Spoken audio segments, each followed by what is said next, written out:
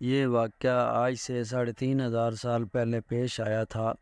فرعون کے ڈوب کر مرنے کے بعد سمندر نے اس کی لاش کو اللہ تعالیٰ کے حکم سے باہر پھینک دیا، جبکہ باقی لشکر کا کوئی نام و نشان نہ ملا۔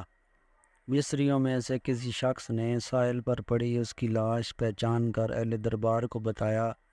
فرعون کی لاش کو محل پہنچایا گیا۔ درباریوں نے مثالیں لگا کر اسے پوری شان اور احترام سے تابوت میں رکھ کر محفوظ کر دیا۔ حنوط کرنے کے عمل کے دوران ان سے ایک غلطی ہو گئی تھی۔ فرعون کیونکہ سمندر میں ڈوب کر مرا تھا اور مرنے کے بعد کچھ عرصہ تک پانی میں رہنے کی وجہ سے اس کے جسم پر سمندری نمکیات کی ایک تہہ جمی رہ گئی تھی۔ مصریوں نے اس کی لاش پر نمکیات کی وہ تہہ اسی طرح رہنے دی اور اسے اسی طرح حنوط کر دیا۔ وقت گزرتا رہا، زمین و آسمان نے بہت سے انقلاب دیکھے جن کی گرد کے نیچے سب کچھ چھپ گیا، حتیٰ کہ فرعونوں کی حنوط شدہ لاشیں بھی زمین کی تہوں میں چھپ گئیں۔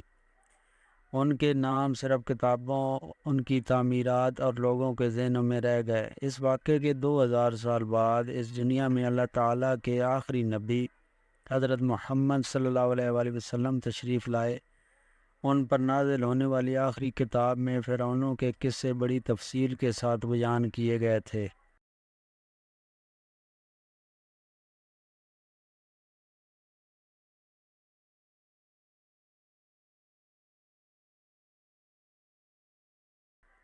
اور اسی سلسلے میں اس فرعون کا جسم محفوظ کرنے کی بابت آیت بھی نازل ہوئی تھی، جس کی سچائی پر سب اہل ایمان کا پختہ یقین تو تھا، لیکن وہ سمجھنے سے قاصر تھے کہ اس خدائی کا دعوے کرنے والے کی لاش کہاں محفوظ کی گئی اور کیسے اسے عبرت کا نشان بنایا جائے گا۔ 1871 میں مصر کے ایک شہر الغورینیا سے تعلق رکھنے والے غریب اور معمولی چور احمد عبد الرسول کو فرعونوں کی حنوط شدہ لاشوں کی طرف جانے والے خفیہ راستے تک رسائی مل گئی۔ احمد عبد الرسول نوادرات چوری کر کے بیچا کرتا تھا۔ ایک دن وہ دریائے نیل کے کنارے کے قریب تبیسہ کے مقام پر اسی سلسلے میں پھر رہا تھا جب اسے ایک خفیہ راستے کا پتہ چلا۔ وہاں وہ نوادرات کی چوری کے لیے جگہ کھود رہا تھا کہ اسی دوران اسے کچھ لوگوں نے پکڑ لیا اور پولیس کے حوالے کر دیا۔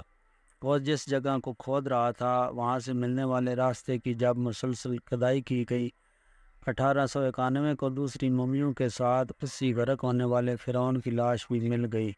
اس کے کفن پر سینے کے مقام پر اس کا نام لکھا ہوا تھا۔ ان ممیوں کو ماہرین قاہرہ لے گئے۔ جب ان ممیوں کا تفصیل سے جائزہ لیا گیا تو فرعون والی ممی پر جمی نمکیات کی تہہ سے تصدیق ہو گئی کہ یہ وہی فرعون ہے جسے اللہ نے پانی میں غرق کر کے بدترین انجام سے امکنار کیا تھا۔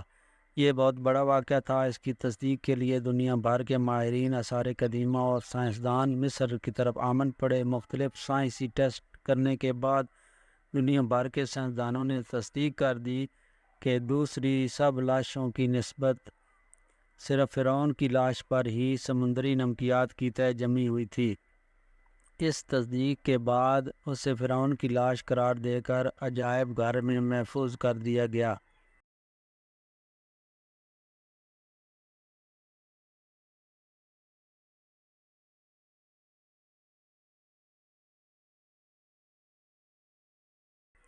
انیس سو 82 میں فرعون کی ممی خراب ہونے لگی تو اس وقت کی مصری حکومت نے فرانس کی حکومت کو درخواست کی کہ فرعون کی ممی کو خراب ہونے سے بچایا جائے، نیز جدید سائنسی ذرائع سے اس کی موت کی وجہ بھی معلوم کی جائے۔ چنانچہ مصری اور فرانسیسی حکومت نے مل کر ممی کو فرانس لے جانے کا انتظام کیا۔ جب فرعون کی لاش کو فرانس پہنچایا گیا تو ایئرپورٹ پر اس دور کے فرانسیسی صدر بذات خود حکومت کے اعلیٰ عہدیداروں، تمام وزراء اور فوج کے افسران کے ساتھ استقبال کے لیے موجود تھے۔ فرعون کی لاش کا استقبال کسی عظیم زندہ بادشاہ کی طرح کیا گیا۔ فوجی دستوں نے سلامی دی۔ فرعون کی ممی کو ماہر ڈاکٹروں کی ٹیم کے حوالے کیا گیا۔ اس ٹیم کی سربراہی ڈاکٹر مورس بوکائے نے کی تھی۔ مائکروسکوپک ٹیسٹوں کے ذریعے ممی کے تمام اعضاء کا باریک بینی سے جائزہ لیا گیا۔ تو معلوم ہوا کہ اس کی لاش اور جسم میں سمندری زراعت ابھی تک موجود ہیں اور موت کی وجہ بھی پانی میں ڈوبنے کی وجہ سے ہوئی تھی۔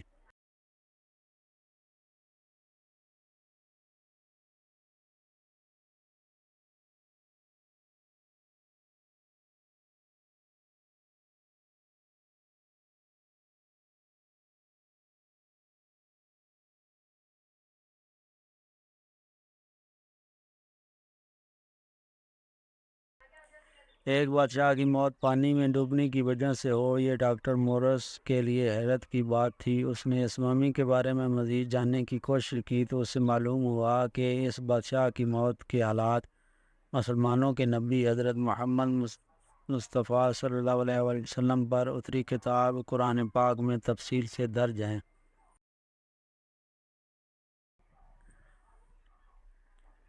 اسے علم تھا کہ جہاں سے یہ لاش ملی ہے وہ ایک اسلامی ملک ہے، چنانچہ تجسس کے ہاتھوں مجبور ہو کر وہ مصر پہنچا۔ وہ ایک سائنسدان تھا، اس نے اس معاملے میں مصر کے ہی ایک سائنسدان سے ملاقات کی۔ اس سائنسدان نے قرآن پاک کھول کر اسے سورۃ یونس کی آیت 90 تا 92 کا ترجمہ لفظ بلفظ سنایا۔ فرعون کا خدائی کا دعویٰ، اس کا پانی میں ڈوب کر مرنا اور پھر پانی سے نکال کر اس کی لاش کا حنوط ہو جانا اور پھر دوبارہ لاش کا ملنا اور پھر اس کی لاش کو جدید سائنسی دور میں دوبارہ محفوظ کیا جانا، سب کا اشارہ ایک جانب تھا اور بہت واضح تھا۔ تجھے بعد میں آنے والوں کے لیے عبرت کا نشان بنا دوں گا۔ فرعون کی لاش ایسے محفوظ کر کے دنیا کے سامنے لا کر رکھ دی گئی کہ انٹرنیٹ کی ایک کلک پر، رسائل اور جرائد پر، ٹی وی چینلز پر اور عجائب گھر میں اربوں انسانوں کی آنکھوں کے سامنے کریہ اور کی قابل ترس حالت میں موجود ہے۔